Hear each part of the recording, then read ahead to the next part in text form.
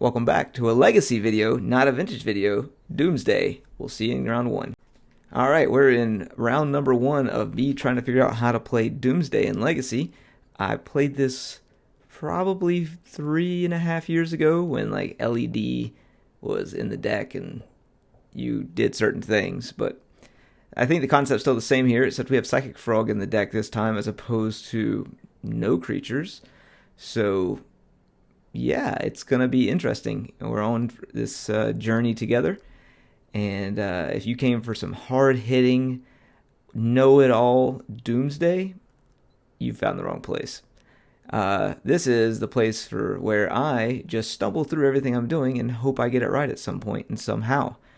But sometimes it doesn't go that way. Sometimes it does. But we're going to give it a go and see how we do. I would like to say that Tamiyo is a disgusting Magic card. It is really good in Legacy and in Vintage. I think it's even played in Modern now. So it's just really good. You know, just unopposed, ticking it up. And, you know, if you get to actually ultimate, the game's over. Like, you're not beating someone's whole deck or half their deck or whatever the card actually does. But it does hold off little weenie creatures like Infect here. And does a pretty good job at it. Also, Psychic Frog is in this deck, so this is more of a tempo version of the deck as opposed to straight combo kill. You just have the option to, at any time, just combo them out, which is great. And Frog just lets you just grind until you're ready to do your combo, which is, you can see here in this game. Wish I'd have saved my Fatal Push, I guess, for the other creature, but he wasn't really doing anything like with his mana, and that was the only blue and white mana he had, so I preferred to use it that way. But with the Legolas Quick Reflexes, he's able to untap this after powering it up with its own mana, and then when he taps it, he's going to be able to, or attacks, I should say, he's going to be able to hit the Tamiyo as well as kill the frog, because when it taps, it does damage equal to its power to a creature or Planeswalker. I think it's just a creature. But Legolas Quick Reflexes is a really cool, neat card that came out of Lord of the Rings. I don't think there's any other cards that were in Lord of the Rings that really made a difference in any of the formats that it came out for. Pretty sure it's just Legolas Quick Reflexes. But I could be wrong. But you never know. We did find our Doomsday, so we're able to do the Doomsday thing and try and pull off a win here, which I believe we do. We get the Doomsday and then make our pile. So as you can see, my pile is tier 1 because I know exactly what I'm doing, and I even know how to stack it. Not really. I have no idea what I'm doing. But I do know that if I draw cards and then sacrifice lands and then draw more cards, eventually emptying out the deck, I can play my Thoughtless Oracle. Something I was thinking about here with the Brainstorm was I got to put shit back as opposed to it going to the graveyard, which is something that's newer to me on this deck. I'm used to being able to just either A, Ancestral Recall and put all the cards in my hand, or B, it uses like a cantrip that you can put one to the graveyard, and then, or you draw 2 cards, and then you have to discard 3 cards at the end of your turn or some shit like that, or discard your hand or something. But didn't die, took 5, poison, luckily. I did have a backup, I guess, which is, I had Force of Will, Thoughtless Oracle, if I needed it, and then I could also read Doomsday, if I needed it as well. So, I guess I had that covered. I like to pretend like I knew that's what I was doing when I was actually playing the game. I don't think I was. But here we are, and I've got game number 1. So just like that hard-hitting action you just saw there, you're about to see a genius at work in terms of sideboarding. I do have a sideboard guide that was given to me. I don't know how to read it, so I just stopped using it after it made my head hurt. And we're just going to do what we want to do. Probably keeping 62 cards because the deck is perfect. It only needed 2 more pieces to help out with. But now we're into our game number 2 in this round 1, and we see a Glistener Elf, which is not something you really want to see. but we get to play our own Tameo, so we can block if we want. We're not going to block now because it'll kill us, and Tameo won't get to do anything. But we're well on our way with the Frog. And we have a Tameo to block as well when this thing goes up to a 3-4 in power. I'd like to think that, I should have probably blocked with the Frog and discarded some stuff, but it didn't seem like a great idea. Plus, there's a Blighted Agent right there, so it wouldn't have really helped. So we're just trying to dig for a way to win. We do get to Doomsday, but I have no way to break into the pile here. As you can see, my patented double Oracle, double Street Wraith, and Edge of Autumn, because that's the only pile I really know. Especially the pile that I can't break into. So they attack. I try and block this old Inkmoth Nexus with the flying, but they had other plans for me with an Invigorate, which I do have a Force of Will for, which you'll get to see in just a second. There's the Invigorate. We'll Force of Will it. Double Invigorate. Wasn't going to win anyway. On to game number 3, and we're going to go to sideboards here, and I think that my deck is perfect, and I think I just resubmit. I do, and now we're into our game number 3. So a little bit stronger hand here. We have a turn 1 Doomsday, which is fantastic. I think I'm an idiot and brainstorm first, but maybe I don't, and I just Doomsday and try and win from here, which is what I do actually. Good on me. So I only went with one Oracle here, but I also went with a Cavern of Souls. So that does let me dig a little bit deeper. Or not deeper, I don't know. I don't know what I'm trying to say. It lets me do things that this deck does.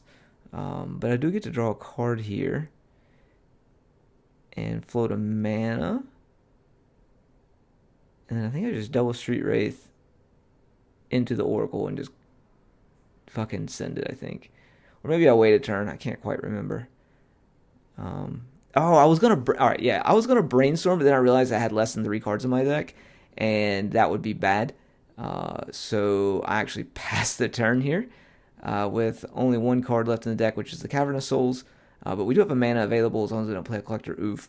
We get to draw a Cavern of Souls and just name Merfolk and win this match, which is what we do right here.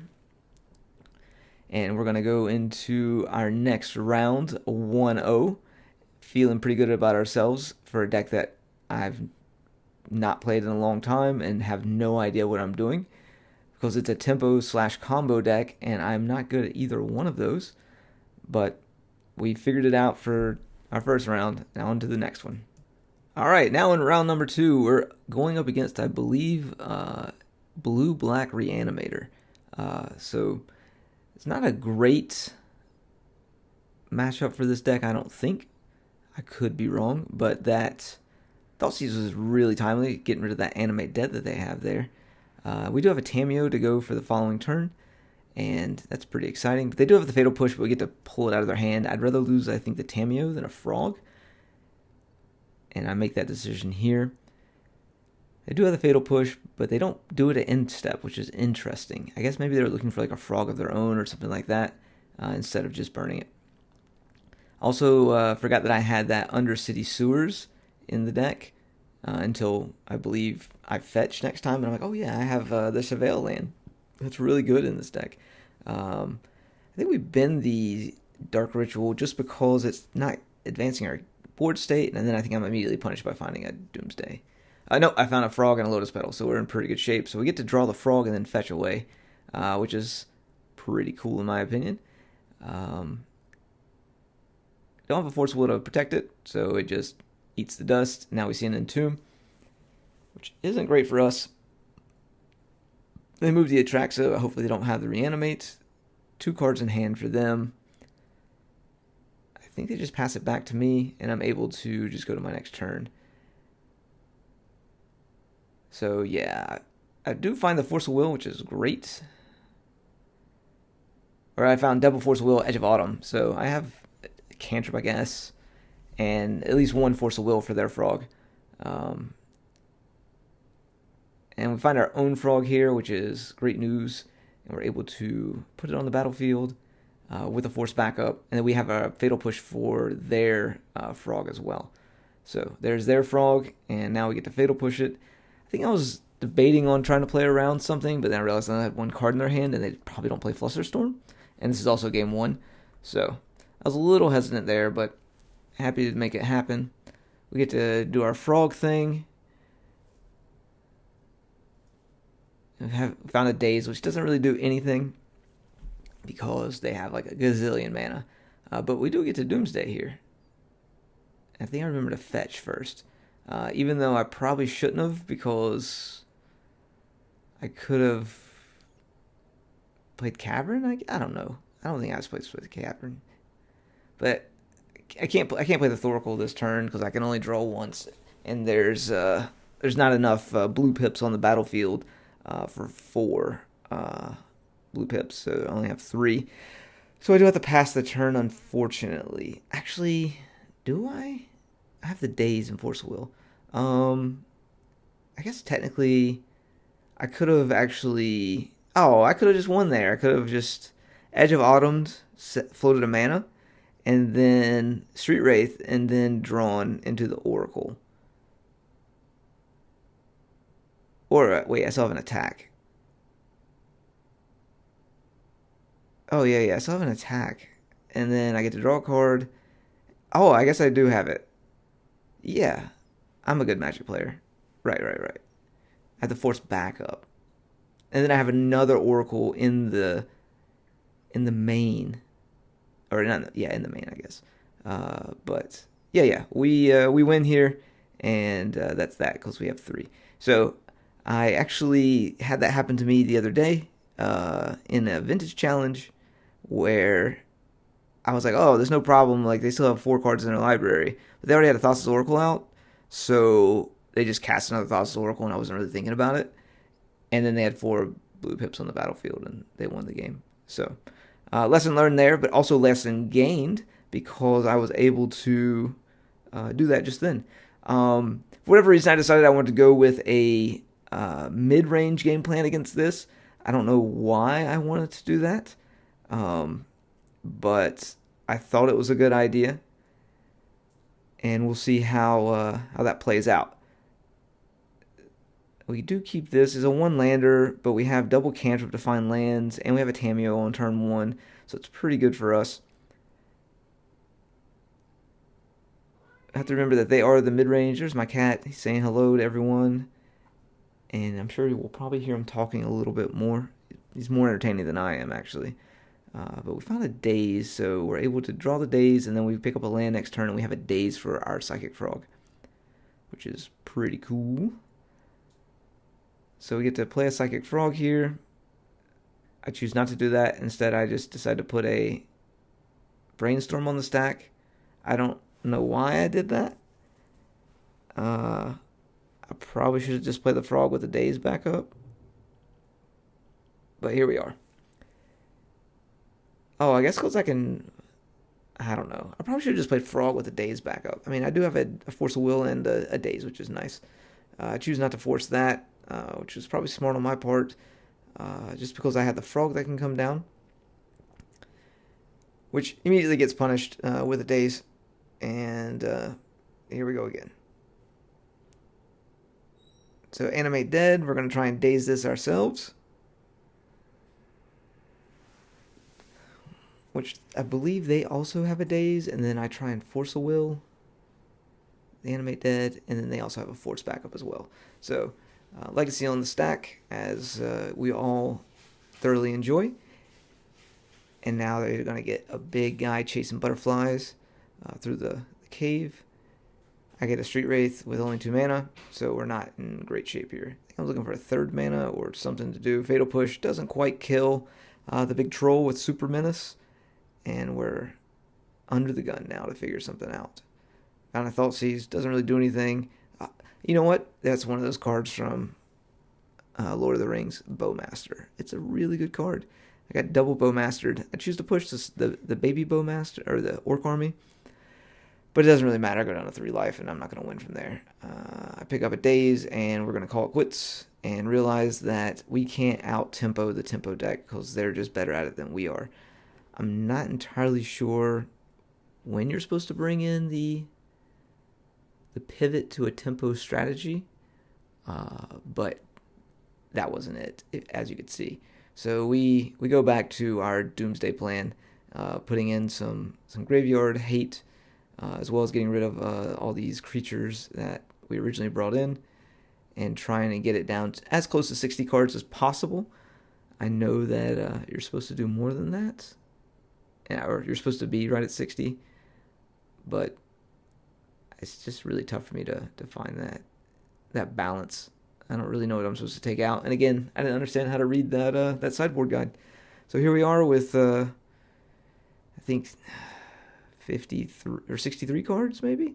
But we like this hand because it's got a frog and we've got a Doomsday.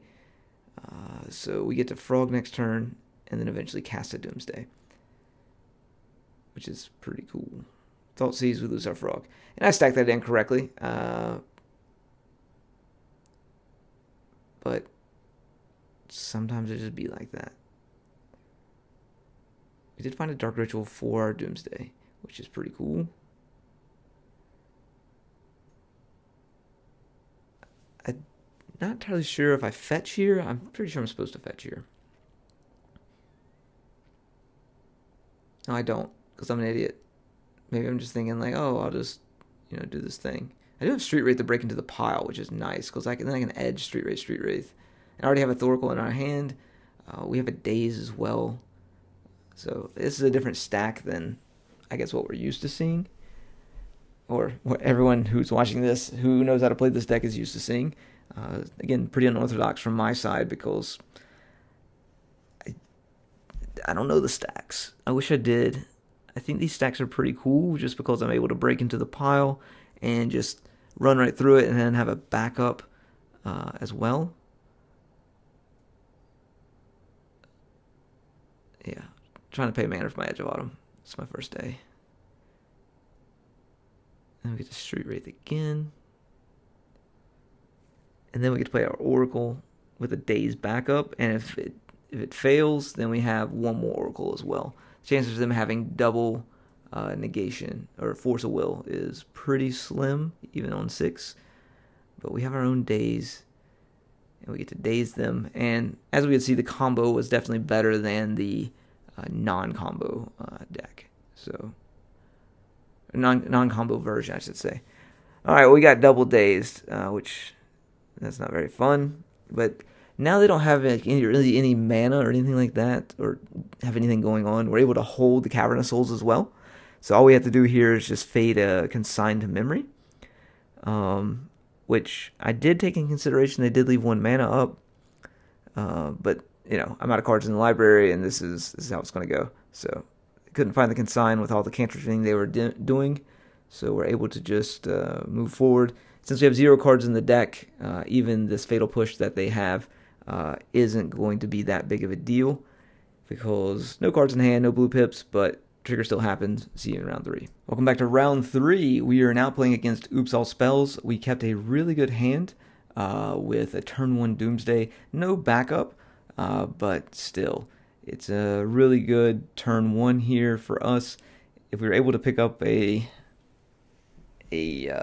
Ponder here, or not a Ponder, but a Petal, we could have turn 1 Doomsdayed with a Ponder. We did find the Petal, so we are still going to turn 1 Doomsday, but no way to break into the pile, unfortunately. That's the unfortunate part. This is the pile I chose that would win the following turn with a... Actually, no, this pile doesn't win the following turn. Or does it? No, it does not. This pile is actual factual garbage. Not entirely sure why I chose it. I thought it maybe would. But as you can see in just a moment, it doesn't really matter. I just get oopsed, and there's a Battle Straight Spy. We're going to just look through their deck. We're also just going to skip ahead here through all the bullshit triggers and everything like that in just a moment. And over to Concede after I look through their deck, and they beat me. So, on to game number... Well, on to sideboarding first. which is Consigned Memories and Grafdigger's Cages, in my opinion, and one Surgical. Those are really good to bring in. I think I take the Tamios and the Frogs out, or I take out one Frog and multiple Tamios, or something. I took out Fatal Pushes, which in hindsight was a mistake. But, I mean, I think you're supposed to take them out there. Someone who knows the sideboard mapping is definitely better suited for that. But I did go to 60 cards, so there's that, which is really promising. That was probably a mistake to mulligan. It was actually a really good hand, but it wasn't a turn one hand, or it didn't have a cage to interaction, and we just got beat out. And I kept this hand based on Grafdigger's Cage with double Force of Will interaction, which is, in my opinion, really good. It stops their combo plan, as well as I have multiple avenues to, like, either Daze, Force of Will, and still Brainstorm kind of thing, which is pretty nice. So, as you can see, definitely stop the combo there with that being on turn one. We got a Brainstorm to find some lands and an Oracle, so we can at least block. But this is a grindy game that, to my understanding, we're not very favored for with this deck. So we're going to go a little bit deeper into the hole here.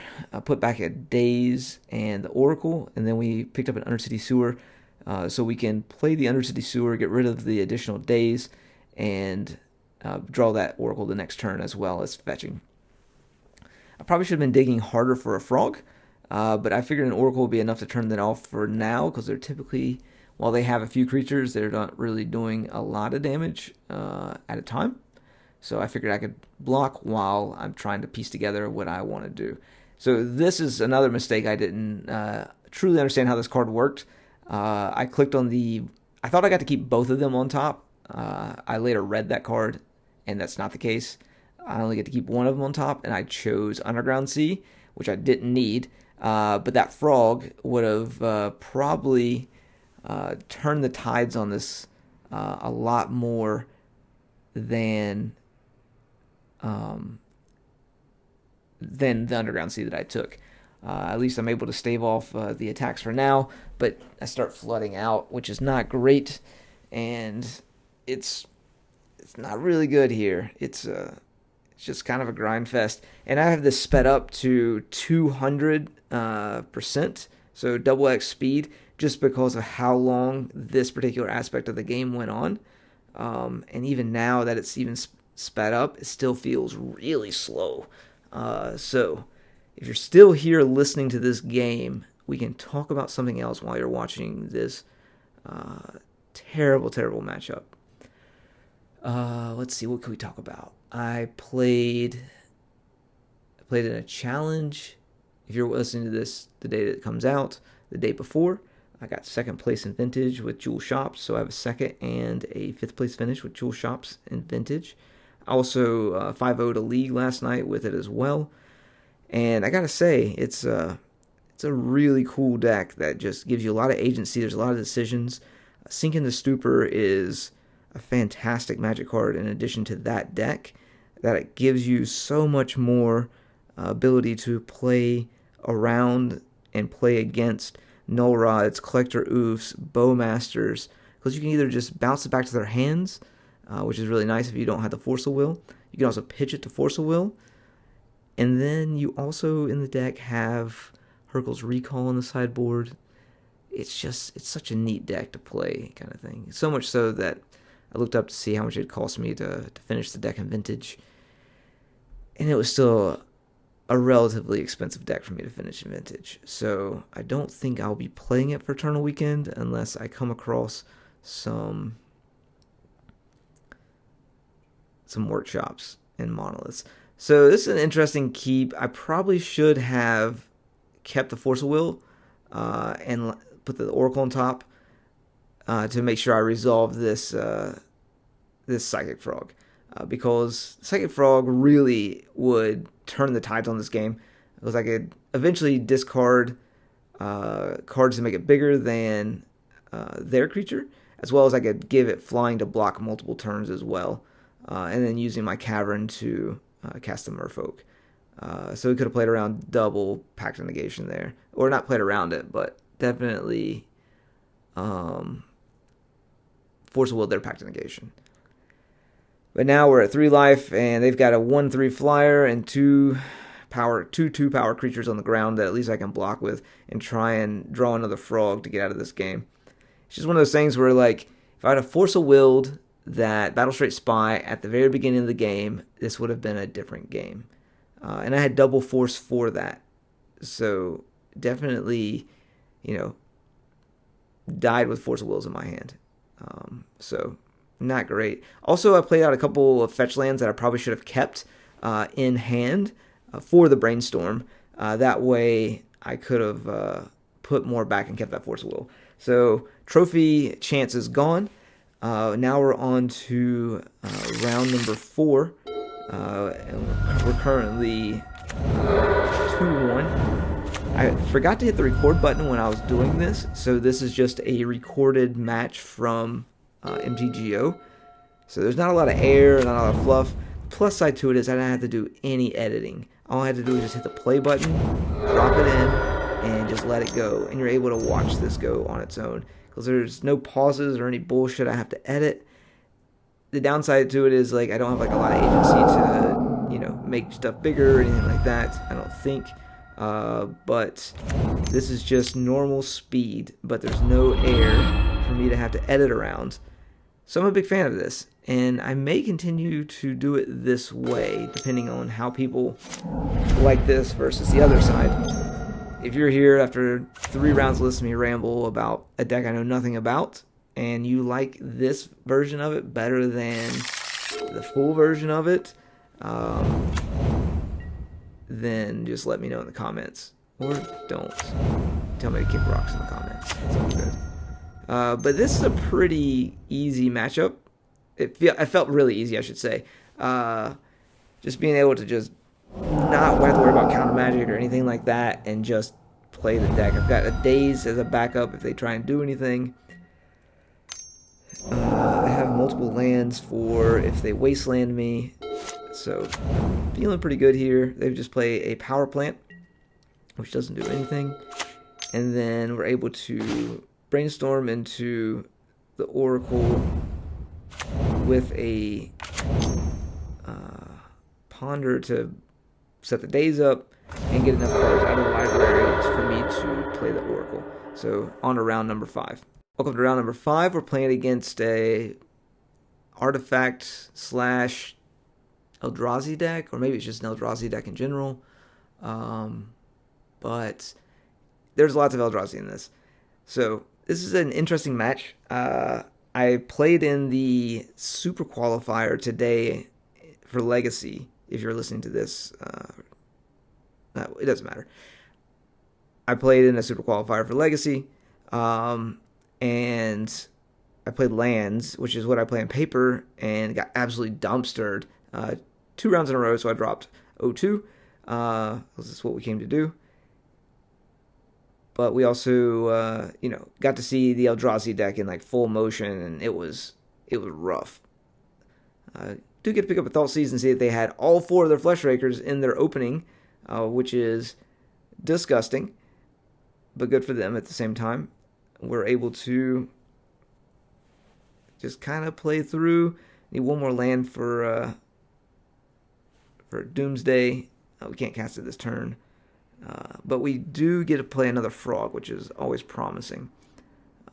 I do decide to actually fetch this time to get lands out of my deck, so I'm not drawing those, as well as I already have the 3rd land. They do typically play Wasteland in this deck, so it can be a little bit difficult. So I discarded there because I was thinking that I'd have enough to jump twice, but I don't, because the Doomsday will shuffle my graveyard. That's not good. But we're able to overcome that. We get to do my favorite, which is Street Wraith, Edge of Autumn. We have enough life to do it, so we might as well. And we get to break into the pile with the frog. I forget that I'm still in combat here, so like I'm just like, let's fucking win. And you didn't see it, but I cut it out. I tapped the mana in combat, but then I untapped the mana and then I won. So sideboarding wise, consigned memories are really good against this deck. And I think I brought in Fatal Push maybe as well to trigger Revolt and try and kill some Flesh Rakers. Take the Dazes out because they are a big mana deck. I'm also on the draw as opposed to the play, and I think that's what you're supposed to do as a grown-up Magic player. Bring in some Burrogoyfs as well. They're really cool if you get them to work. And I have 59 cards, so I have to put something back in. I think I put a Tameo back in. And this isn't exactly what we want, but it's pretty good. It doesn't have the Doomsday, but it does have a cantrip as well as a Force of Will and a Frog.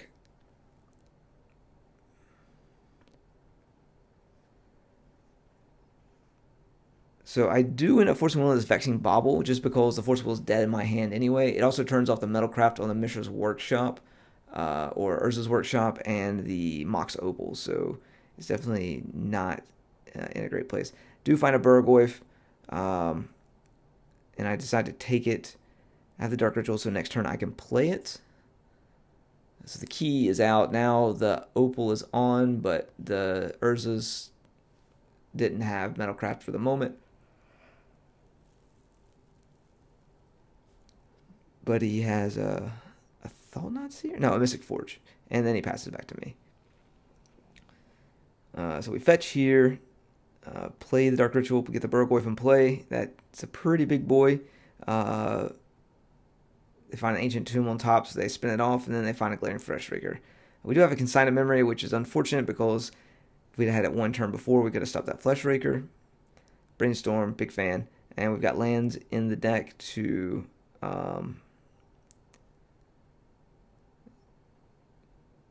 do we have, I don't know what I'm trying to say. We have lands in our hand that we can toss back if we find a Doomsday or something along those lines.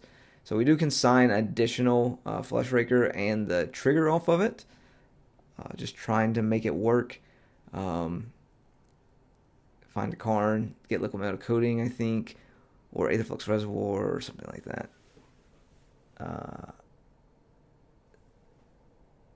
Something Forge. I think Aether Forge, or that Forge that lets you untap shit, is what they got off the Karn. We do know we're drawing a Brainstorm, so we get to at least Brainstorm and then fetch away some stuff. Find a Consign and a fetch land. So we get to at least try and kill the Karn here. Something to take into consideration is he can block and then sacrifice, use the mana, or sacrifice it to mana, and I don't gain any life. As well as I don't get to mill. The mill's not that big of a deal to me. I know it's on top, so I'm going to fetch that away. Of course, we Street Wraith into another land immediately. And now they get to go bonkers with their Mystic Forge, their key. They have a Karn. Get to keep ripping through their deck, which is pretty cool. Get to play a Ring off of the Forge. I do have the Consign. I should have consigned the trigger as well. I had the mana. I don't know why I didn't. Tormod's Crypt eats my graveyard. We get to edge here, see if we can draw into something else. Find another land and pack it up. Not going to win that game. All right, so bringing the Force Negation back in. Thoughtseize is back in. I think I take out the Force Negation. I definitely putting out the Burgoyfs didn't feel that great. Anytime I try to go like mid-range, I think it felt pretty bad. Dazes, and I like my pushes. So I just think we just ship it with 63. Because I don't know what to take out. I do take out the Force and Negation, I think, and just roll at 62. So I have a Dismember and an additional Thoughtseize. So this is a pretty good hand for us. We're able to turn one Undercity Sewers and hold up a Daze as well if we want. Brainstorm off the top is fantastic. And we get to play a turn one Frog, which is great as well. So if I would have dazed the Bauble, I mean, the Petal, the Vexing Bauble would have still come out, but they would have been down one less mana. It didn't seem to be a big deal at the time. But we do have the Frog to get going here, and we can brainstorm the following turn. So get the Frog out and pray. So they find a Monolith, and I think they have a Flesh Raker, maybe? Lots of mana. Oh, a Karn, that's right. Don't really care about the Karn. We're able to actually beat the Karn down. He gets a Mystic Forge off of that. So we did the Brainstorm. So I probably should have pitched the 2 Dazes first, but it's not really that big of a deal. Put the Brainstorm and the Edge of Autumn back. Or no, a Daze and a Brainstorm. And then we get to attack. Or I think we fetch first. Maybe we attack first. Oh, we Brainstorm again. Oh, we found a Fatal Push. So Frog, land. I probably should have put the Daze back, not the Frog. I don't think it really matters here. Because I'm pitching stuff anyway. And pitching the Fatal Push. So there is a mistake that I do coming up in just a moment, which I think cost me the entire game once it's all said and done. So I have Consign in my hand, and I could have consigned this trigger, and he couldn't have made any constructs. Which, when you're going to Doomsday the next turn, is probably something that you want to do. So that was my first mistake here. Now, granted, they would have had the Ring, I think, or they would have played Forge, and they could have gone even hotter than what they did. But I jumped my Frog, and then I cast Doomsday, and I get Fatal Push, and I should have gotten Consigned to Memory, because, again, I could have, I believe I could have hit the ability of the Saga when they were making the construct. But again, I'm not entirely sure, but I think I can. But I get Fatal Push thinking I have a black mana open, which I don't, which actually ends up costing me the game. If I would have put a Lotus Petal one deeper for my edge, I could have edged for a Lotus Petal. Well, no, I couldn't have because they had the Bauble. That's why I didn't get Lotus Petal. I don't know. I think, like I said, I think it goes back to where I didn't consign the Urza Saga to make constructs. That's the triggered ability I should have consigned, even though they had the Mystic Forge. And maybe that's what I was thinking when I didn't consign it. I was thinking about that Mystic Forge and it going off on me. But they have pretty limited mana. Not too limited, I guess, but it's pretty limited. And then they also needed to draw exactly 3 artifacts to kill me as well, which they did. And I lost, but I went 3-2 with the deck. I was pretty happy with it. Thanks for watching.